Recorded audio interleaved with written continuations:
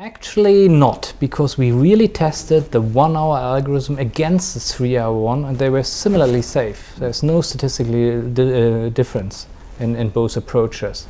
And we calculated a lower, more sensitive cutoff, and that actually allowed to have better negative predicted values, so that was easier to rule out myocardial infarction. And when we went to follow-up mortality and used our algorithm utilizing a very low cutoff, we actually had lower follow-up mortality compared to the suggested 99th percentile, where we had 12 deadly events and we just saw three deadly events with our new algorithm. And then we applied that actually in the general population.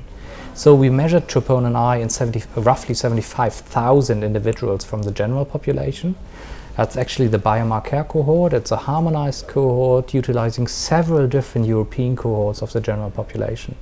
So we measured troponin I in those healthy individuals without prevalent cardiovascular disease and followed them for 28 years. And what we actually found is that when we utilized the 6 nanogram per liter cutoff, so very low sensitive one, our mortality, even in the individuals from the general population, is lower for 1 and 5 years mortality compared to 27 nanograms per liter, which is the 99th percentile. So even in the general population, you have lower mortality utilizing lower values. And that enhances the safety for those patients we discharge and can't treat acutely. Actually, you have to buy the new test, you have to get your lab involved. So you have to get to know that test, you have to adapt the cutoffs you are using for the specific assay. Our study investigated one specific assay. It's not transferable to another assay. So you really have to deal with that. That's highly important, I think, and that needs to be managed. When they buy exactly the same assay, it will be very, very similar. They can apply our rules, but they can't be applied to another troponin assay or troponin T assay or another troponin I assay. That's just not possible. You have to make those studies for each individual test, and we're just doing that for a lot of troponins actually. I hope we can discharge patients coming to us seeking medical care faster if they don't have acute cardiac conditions. And it's already uptaken by the new AC guidelines who were just presented today.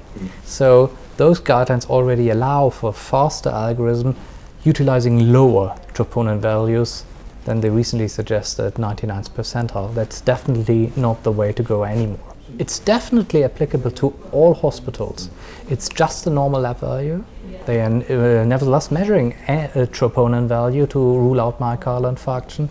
Utilizing the high sensitivity assayed ones allows it just to do it faster and more safely. Our algorithm just was based on lab values, and the negative predicted value was 99.7%. So when we would add, and we're just doing that scientifically, add clinical information, we would be even better, coming to 100%. And obviously, the doctor's decision is still very, very important. Importantly, especially for making the diagnosis of myocardial infarction. So rule in, that's way faster just by doing it with lab values. Their clinical judgment is still very, very important. For rule out, it becomes easier when you have those modern technology available. I think it's different in every hospital, but many hospitals have a clinical routine that when someone complains of acute chest pain or recent onset chest pain, the nurse will take the first blood sample immediately. It's even better with just waiting for 1 hour, because you can discharge the patient home fast when he does not have acute cardiac conditions.